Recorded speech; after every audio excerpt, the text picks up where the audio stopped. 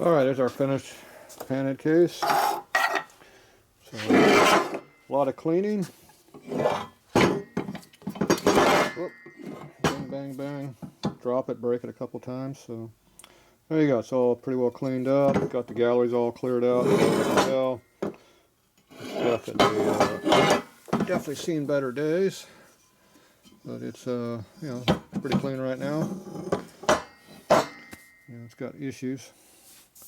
A little bit of an oil leak. All that is there. These are definitely pretty rusty. I don't think I'd reuse this. This one here you could probably get away with. This one here, no way. You got to take the screws out and knock these out. I'm going to probably just leave them alone. Don't need to come out. So, case is definitely broken. There you go. It's a 51 case, like I thought it was. Because of the casting over here. 5 of 50 makes it a 51 case. That's why that's 51. So these secret numbers down here are 2-digit here, but there should be a 3rd digit here in the front, and then dash 4-digit. When you see 5 digits, it's usually a bogus number. And these fonts should all be about the same looking and about the same depth. When the fonts are lower, it's different. Now for some reason these front ones are only slightly more lighter than the back 4. So I'm not sure why that is, but it is. I'm guessing I don't know, something have to do how they stamped them, but they always seem to be a little bit lower than these back ones. I don't know why. You'd think they would stamp them all at once, but maybe they stamped these first and these later. I don't know. These are nice and straight usually. These are usually not. These are definitely hand stamped. See how they're not even. These ones here, they might have a fixture that does it where you got tool that holds all 3 and just wax it once. And they mark all the cases the same in the front, and then after they machine them to make a matched pair, they put the 4 digits in there at the end. I don't know. I was not around back then. So anyway, that's what it looks like. Needs a little bit of weld repair here. Slightly. It's broken a little bit out of there. There's no cracks up on top, which is good. This here is broken through here. It's obviously broken all the way up into here, so this whole thing might be shoved over a little bit. I wouldn't be surprised if this is kind of bent out. It doesn't have a stress crack showing that yet, but just because it's not a crack doesn't mean it's not bent. Cast aluminum will give a little bit before it breaks. Not a lot, a little bit. This case race was coming out a little bit, so my guess is the crank was not very straight and true, and they kept running it, and finally the rod broke from the abuse. Because this race has worked its way up quite a bit, about 1/16 of an inch it looks like it's higher than it should be right now. Might be about 1/8 of an inch. Probably 1/8 of an inch, I bet you it's deep in there. So it worked its way all the way up probably until it's hitting on a flywheel pretty hard, but it's hard to tell. But either way, that is not supposed to be sticking up like that. So, typical Harley. It lets you know there's a problem. If you ignore it, it'll really let you know. It ain't gonna go forever. So, anyway, that's what it looks like. I know I got one broken bolt down in there, and I know this one does not want to come out. I haven't tried working it out yet. So, we can try working a little bit of torch action if we need to, but first you just put a little spray on that to get it happy. What's really going to corrode on this is the steel part, so come apart, hit the steel parts, studs, stuff like that. Yeah, obviously down in there in the case race. Don't forget down here the little plug down there. That one in there too. There you go.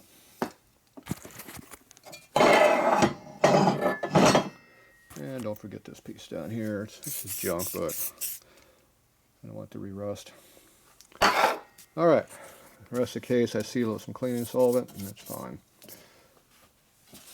Even though it's been cleaned several times, it blew a bunch of crap out of these holes when I blew it off the last time. That's why the oil residue is coming out.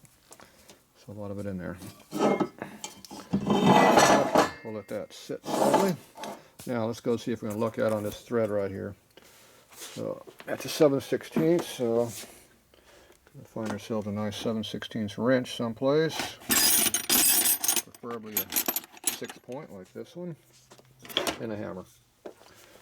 So initially just kind of give it a few whacks like that, kind of jar it loose a little bit, doesn't hurt. And then you try to put a little pressure on it, see if it'll move. There you go, it's already moving a little bit. Just go a little bit, come back, put a lube in there. If it starts to get tight, stop, don't keep forcing it. Go back and forth until it loosens up. And then right there, it goes all the way out. Go back a little bit anyway. And just clean it out. There you go, holes out. Probably got a bunch of crap in there, I bet. There you go, came out good. Now don't lose that screw because it is an oddball thread. It is a 1/4 24 thread. Okay, we're going to use the cleaning tool here. Use the workbench tripod. I'm going to blow this hole out. Probably got crap come out. Like that.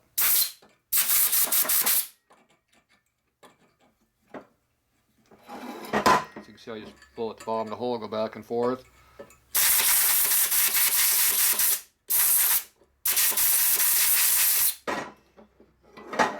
It's good and clean. There you go. That's the proper way of cleaning holes.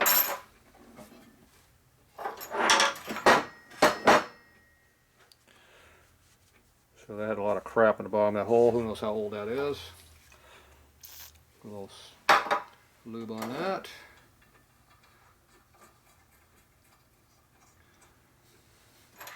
Put it right back in there.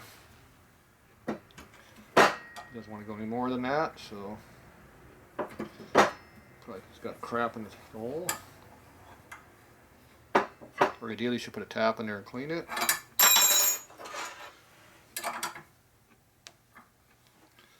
We'll just force it in there a little bit though.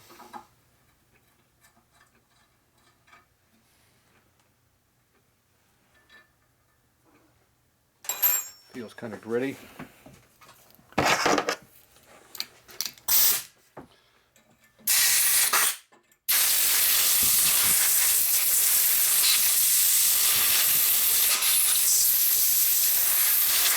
Feel a little bit of crap hitting me in my hand.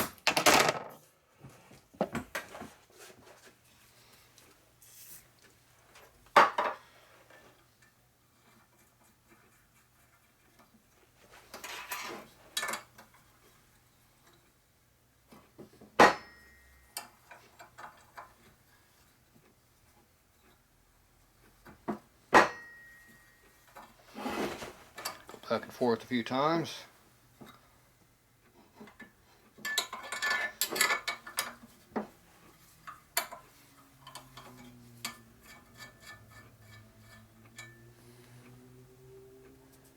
You feel for grit, still feel a little bit in there.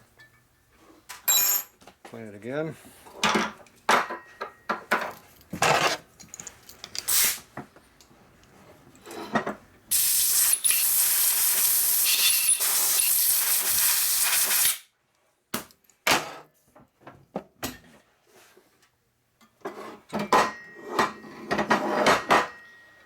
And one last time.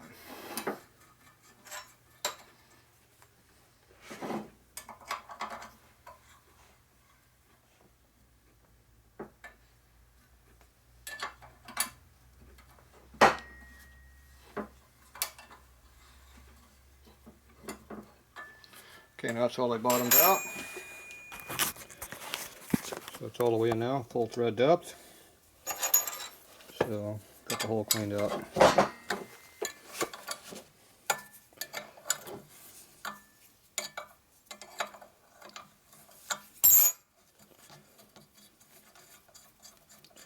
So I know that's a good hole now. These threads are pretty screwed up, see? Pretty well stripped out. Those threads suck. They're stripped. So let's see if we can catch some threads deeper in there.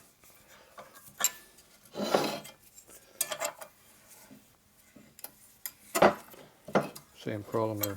They get tight down there at the bottom, but go back and forth a few times like that.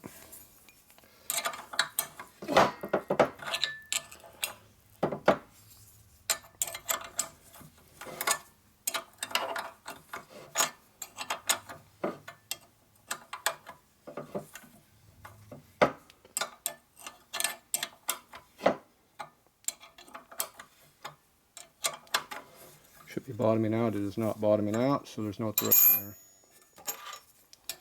It never bottomed out. So that hole is completely stripped from one end to the other. Yep. You see all the crud and crap that was in there come out. So those threads are gone. So that one has to be helicoiled. No good. So we'll go ahead and blow that hole out like we did the other one again. Just keep cleaning the stuff up.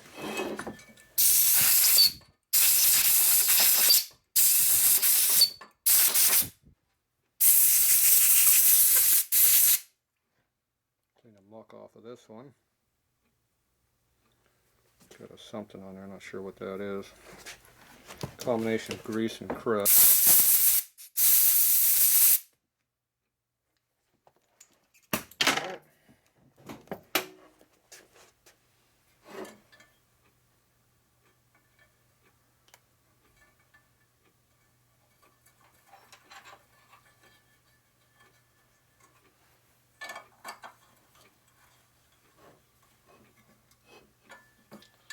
And tightens up.